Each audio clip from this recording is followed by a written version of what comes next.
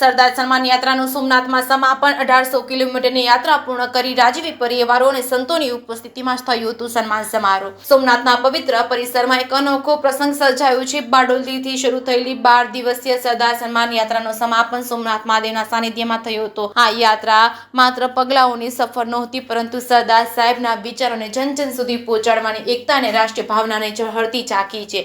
11 સપ્ટેમ્બરથી શરૂ થયેલી આ યાત્રાએ 1800 કિલોમીટરની સફર દરમિયાન 18 જિલ્લાઓ, 62 તાલુકા, 355 ગામોને જોડ્યા છે। 40 નદીઓના જળ સાથે જોડાયેલી આ યાત્રા અંતે સોમનાથ ખાતે સરદાર પટેલની પ્રતિમાને આ નદીઓના જળની અભિષેક કરી પુષ્પાંજલિ અર્પણ કરવામાં આવી હતી। આ ક્ષણમાં એકતા, શ્રદ્ધા અને ગૌરવના સંગમનો અનુભવ સૌને થયો હતો। આ પ્રસંગે વિવિધ સ્ટેટના રાજવી પરિવારો ખાસ ઉપસ્થિત રહ્યા હતા।